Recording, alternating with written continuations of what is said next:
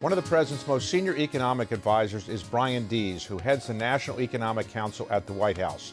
I recently had a chance to sit down with براين to talk about interest rates, inflation, and the general state of the economy in the United States and around the world. So let me ask you the first and most important question. Are we going to go into a recession anytime in the foreseeable future? Well, thank you for having me. And I thought we were going to start on a rosy note, but I should have expected nothing less. All joking aside, thank you for having me, and thank you for putting this together.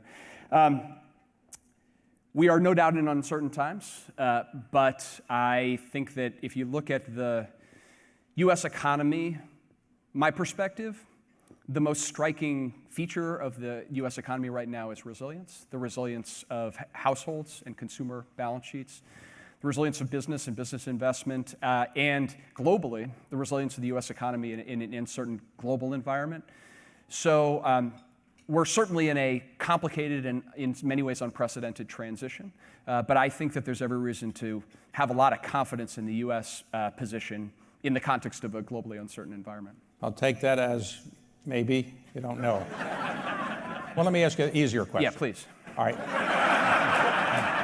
I'll take any out you want to give me. You think England is, and you think the UK is in a recession? Well,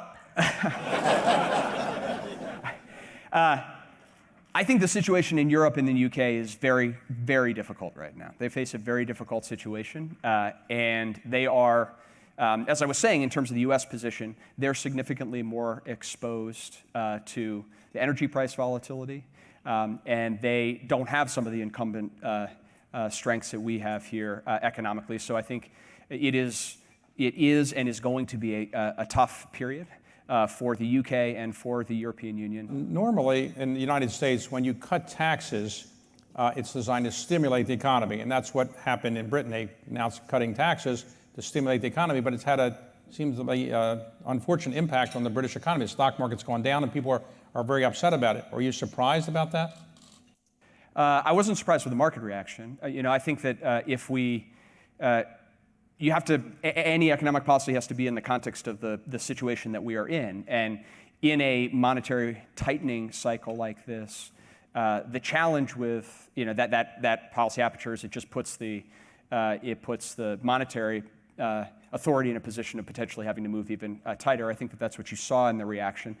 And also, I would say it is important, particularly important, to maintain a focus on fiscal prudence, fiscal discipline. It's certainly something that we have been focused on here, and the markets take notice. So let's talk about another easy subject: inflation. Inflation is as high as it's been since I was in government. I managed to get a higher rate than you've gotten so far, but I wanted to know, in your view, is inflation now coming down a bit as a result of the Fed's hiking, and do you expect the Fed to continue to hike in the November and December FOMC meetings? Well, the good news is the second part of your question is the easy one, as you know, because part of respecting the independence of the Fed is leaving to them. Just ask if you expect. Look, the market expects that, and All right, okay. I don't have any wisdom beyond that. I think, but if you look at most of the data points over the course of the last couple of months, we've certainly seen headline inflation on a month-over-month basis slow dramatically. Basically, it's been flat for the last couple of months. That's a function of the fact that we've seen energy prices come down, gas prices, and that's offset price increases elsewhere. But I think if you look broadly across the economy, you are seeing a number of places where you're seeing this shift and this transition happen in real time. Commodity prices have come off. You've seen that in a number of durable goods segments.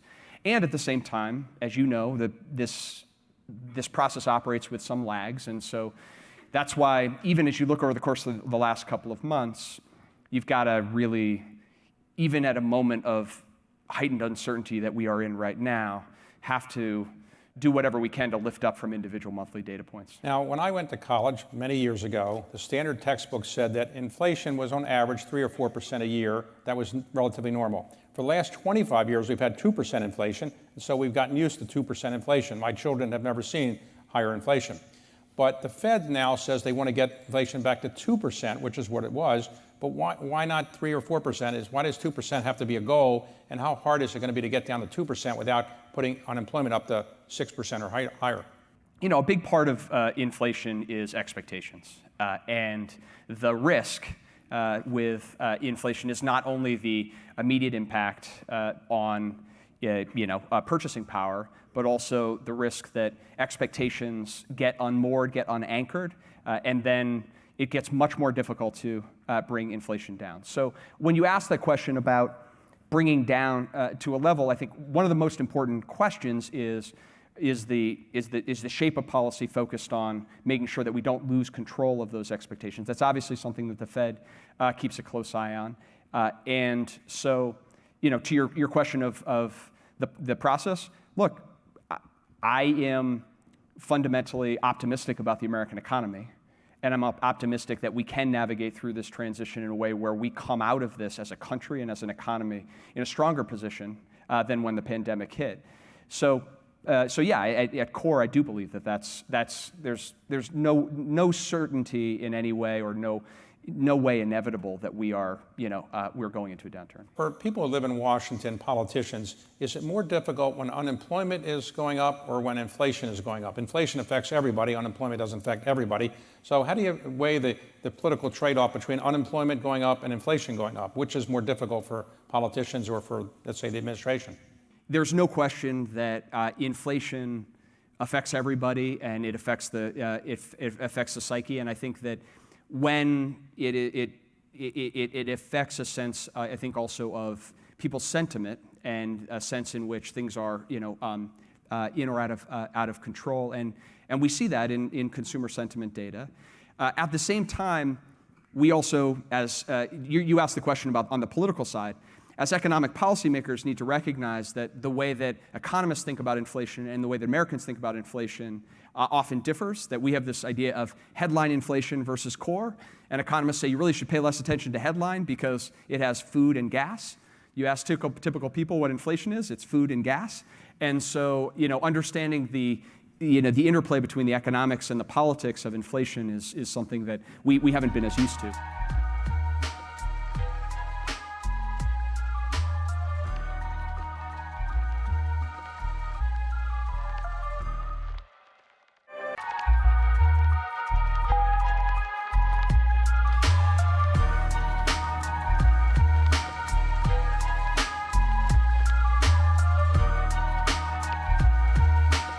So let me go back to the NEC. The NEC was started under President Clinton, and Bob Rubin was the first person to hold that job. Can you explain to people what it actually does and what the NEC does day to day?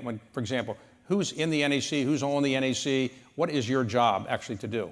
So the National Economic Council, the mandate, the mission of the organization is to coordinate economic policy across the executive branch and across the cabinet to make sure that the president is getting the benefit of when making decisions of his entire economic cabinet, and also that the economic cabinet is getting clear direction from the president as well. So that two ways. So it's a coordination function.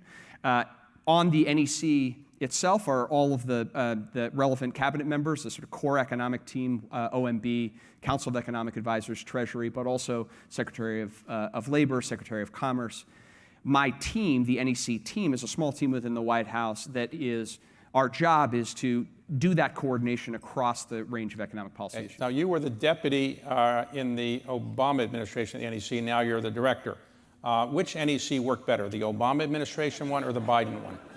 Well, on the issues that I worked on in the Obama administration, it worked very, very well. Okay. And the current NEC works very well as well. So it's that subset of the ones I didn't work on. Okay, let's talk about your own background for a moment. I mentioned before you grew up in Boston area. And what did your family do? Were they in business, academics, politics, important things like private equity? Did they do that? My father's an educator. He teaches, and my mother is a civil engineer by training and worked as an environmental engineer. Okay, so you went to Middlebury, and what did you study there? I studied political science and economics with an international focus. Okay, and after you graduated, what did you do then? I came here to DC on a fellowship to the Carnegie Endowment for International Peace. and I was doing international economics, international economic development. I had spent the better part of a year in Argentina in 1999, right before the collapse there. Became fascinated with trade and development issues, and so I came here to DC and the Argentinian economy collapsed while you were there. No, right after I left. Right after you left. Okay, right after you left. Okay, you got out. Correlation and causation. Okay. All right, so then you came back to Washington to do what? So I stayed here. I worked. I sort of shifted from international policy, economic policy, to domestic policy. Then I went to law school, left DC, and I came back here. So you went to law school to be a lawyer or not? I went to law school no, not to be a lawyer, but because I was fascinated as I was working on the more economic elements. It became clear that most of policy is actually understanding law in different ways, and so I went with the idea that I would continue to work in policy. But okay, so you didn't want to practice law ever? Wasn't my objective. Okay, so how did you get involved with the Obama administration? Did you volunteer in the campaign, or how did you get involved in the campaign or the administration? So I started working on the 2007-2008 campaign. I actually worked for. I had the most important experience. I campaigned against candidate Obama for about 9 months, working for Senator Clinton, Secretary Clinton. And then after they lost, I was fortunate enough to then join the Obama campaign and campaign for him. And what did then Senator Obama say about that?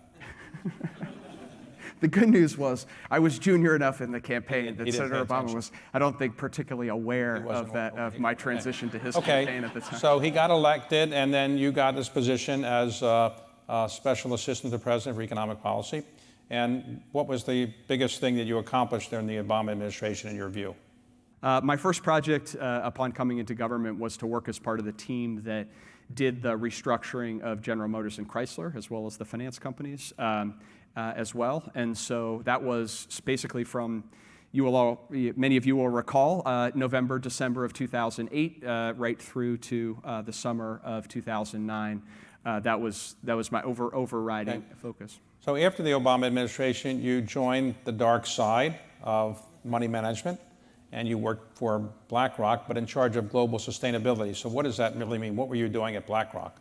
So two things. One was trying to actually do financial research to understand what are drivers of long-term economic performance that are financially relevant, but that may not be on the mind of traditional investors. To give you a concrete example, one of the most persistent measures of financial performance, uncorrelated, is the rate of change at which a company brings down its carbon emissions. Not just the level of carbon emissions, but the rate of change of doing so. And we did a lot of research around that to find that is in part because it is an uncorrelated measure of operational performance. Better management teams actually better manage against that. And so that becomes the kind of thing that you can invest against, but it also expands the universe of what investors are thinking about. So when President Biden was starting to run for president, you knew him when he was vice president. You were in the Obama administration. Did you support him? Were you working in the campaign for then Vice President Biden, or did you work for somebody else? So I was for most of that time I was busy. I had a job, I had a family. I would anytime anyone called, I would offer the opinions and advice. When did you actually get involved with the Biden people? Was it after he won the election that they asked you to help with the transition? So I did some work in volunteering to help on developing some elements of the platform during 2020 that came together in sort of his general election economic policy. White House staff jobs are notoriously long-houred, and you have 2 little children. So how do you manage your time, and how come you have no gray hair as a result of working these long hours in 2 administrations? If the camera gets close enough, you'll see some. It's a constant challenge, and I don't have particular wisdom or insight into how to answer it, other than needing to be extremely efficient with the time that you have, hire great staff and build a great team. I've got an extraordinary NEC team and core team inside the White House, without which I wouldn't be able to do this. But it also takes an understanding family, because no matter how good you are at prioritization, time management, and productivity with your own time, there is always something that happens and always something that comes up. Well, your children are young, so do you go to PTA meetings and people give you economic advice at the PTA meetings? So they kind of say, I have an idea for you on fighting inflation. Does that ever happen? People are extraordinarily generous with their advice. Really? What would you like to do most in economic policy in the next 2 years? The first and most important thing that we're gripped by and focused on now is effectively implementing this historic set of legislation that we have accomplished. Well, recently we had an act passed called the Inflation Reduction Act. I mean, who came up with that name, really? It's a great name. I guess so, but you really think it's going to reduce inflation? It seemed like it was spending a lot of money, and how is inflation going to be reduced by that? See, it's because it's the Inflation Reduction Act.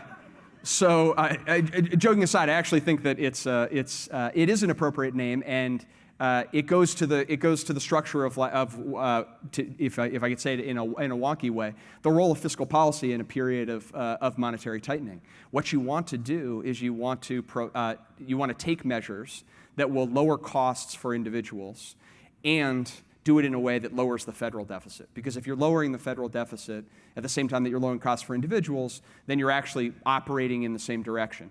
Now, that's complicated to do from a policy perspective, but that is exactly what the Inflation Reduction Act accomplished. But does it really lower federal debt and federal deficit? Because I thought it was just lowering it below where it would otherwise have been, but it's not actually producing a net reduction in federal debt, is it?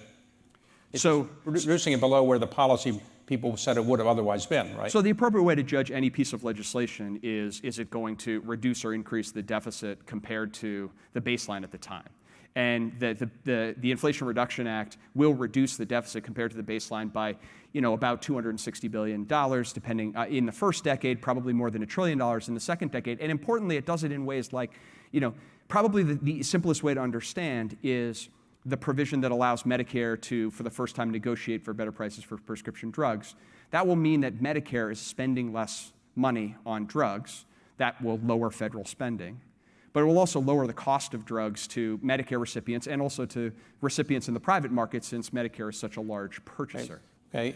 In the Inflation Reduction Act, a lot of the tax increases that the president had previously proposed in the Build Back Better Act did not get in there. Are those tax increases off the table for the remainder of the Biden term, or you're not precluded from?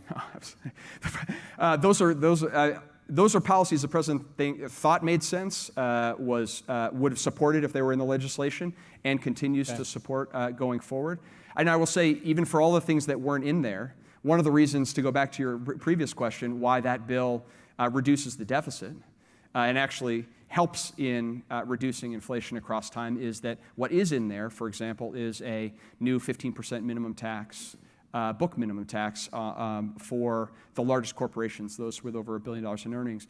I think that that's the kind of reasonable, common sense tax reform that makes sense. It does mean that some people will pay more in taxes, but certainly that kind of base broadening reform, there's a lot of important sensibility to it. On the day that the Inflation Reduction Act was signed, record high inflation numbers came out. So did you ever consider maybe adjusting the schedule of the signing ceremony, or was it something you said that who told the president the numbers were going to be that high that morning, and maybe you should change the signing ceremony?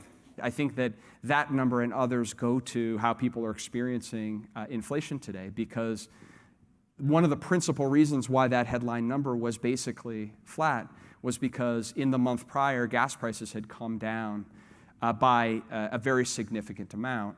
And that is really important for typical Americans' monthly balance sheets, but it also is important because it's one of the most visible price signals in our economy. Now you're almost 2 years into this administration, and you expect to stay for another 2 years. I think, in other words, it's a long 2 years, so you're not worn out, and you could see doing this for another 2 years at least, if not more. I've got no plans to leave, and I've got my head down, and certainly fully absorbed in the work we're doing. So in the next 2 years, let's suppose you control Congress. What you'd like to do most in economic policy in the next 2 years? What would be your highest goal, other than getting inflation down and unemployment, keeping it at a reasonable level? Is there another type of CHIPS Act or some other major piece of legislation that you want to get through? Look, I think there's a number of priorities that I would love to see us make more progress on. I'll answer your question, but as an aside, the first and most important thing that we're gripped by and focused on now is effectively implementing this historic set of legislation that we have accomplished. The implementation of this, to your point about chips and otherwise, the effective implementation across the board is going to make a difference, a big difference in terms of the broader economic impact. But look, I think we need to make more progress on tax reform. We made some steps here, but it's showing that we can, as a country, effectively fund our priorities and also build fairness into the tax code is important. It's important for trust. It's important for strengthening our democratic institutions. We need to make more progress on underscoring that issues that often get referenced as care or the care economy are not social issues. They're core economic issues. They're core to our labor force. They're core to our productivity as a country. And there's other issues that are now coming to floor, like housing and housing costs. The fact that we have persistent undersupply of affordable housing in this country is a policy choice decades in the making. We could do something about that, and now is a really important time to do that given the period in the monetary policy cycle. There's a number of places where we can make progress, places where there is a lot of actual bipartisan support. So I could go through a much longer list if you give me time. So what's the greatest pleasure of your job, and what's the worst part of your job, other than interviewing like this? But what's the greatest pleasure, and what's the greatest less pleasurable part? So, having gone in and out and being in a couple of administrations, by far the greatest pleasure is the people. You spend so much time with them, but also the quality of people that can come. A White House is in a sense it's a terrible place to work. It's very hard and all the like, but it's also a place where the reservation price or the wage that you would pay is negative because everybody wants to come and have an opportunity. So you can attract great people, diverse people with diverse backgrounds and extraordinary things to bear. So you make friendships and bonds with people, and so that's at core the best. What's the worst part? The best part. I think the most challenging part is that your time is never your own. That you have to be prepared that something always can happen, and usually something does happen.